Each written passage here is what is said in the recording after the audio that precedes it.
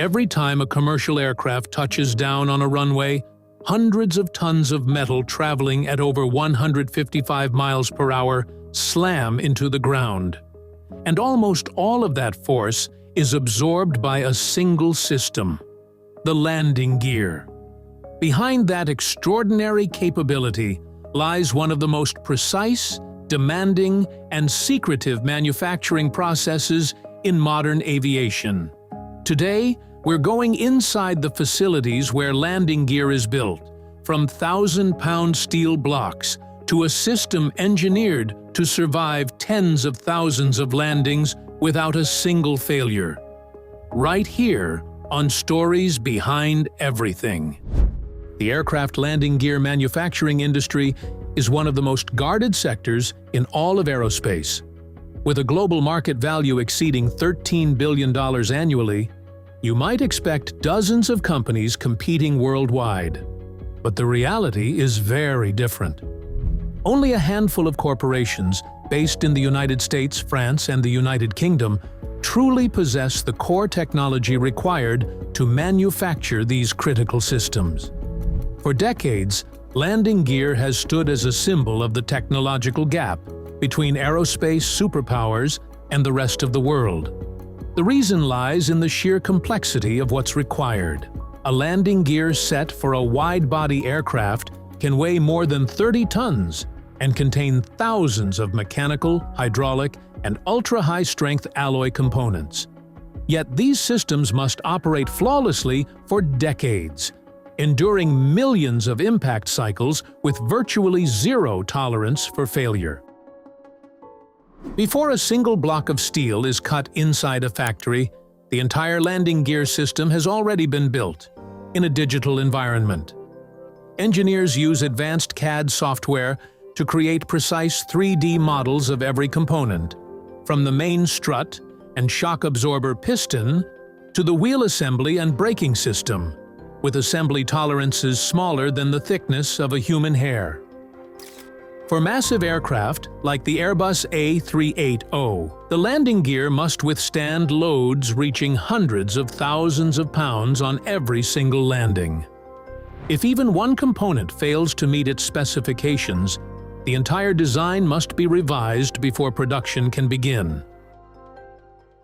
To create a system capable of supporting hundreds of tons of aircraft at landing speeds exceeding 150 miles per hour, everything starts with massive blocks of aerospace-grade steel.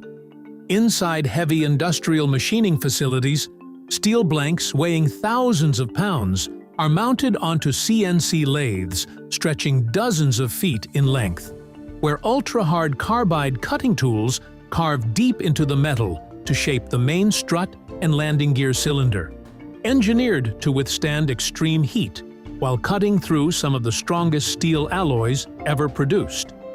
Every hole, joint, and connection point is then drilled and finished with extraordinary precision, because a deviation of just a few thousandths of an inch can compromise the entire system's ability to support its intended load. A landing gear system can endure tens of thousands of landings over several decades, but sometimes a crack so small it's invisible to the naked eye is enough to cause catastrophic failure the moment an aircraft touches the runway. That's why, after machining, every component enters an extraordinarily strict inspection process. Technicians magnetize each part and flood the surface with ultraviolet light, a technique that makes microscopic cracks hidden inside the steel suddenly glow into view.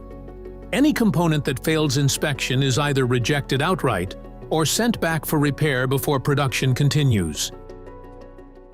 After machining and inspection, components enter the surface treatment stage, the process that determines how long the entire system will survive under the harsh realities of aviation. First, they pass through shot peening, where millions of tiny steel beads are blasted at the metal surface to increase resistance to fatigue cracking.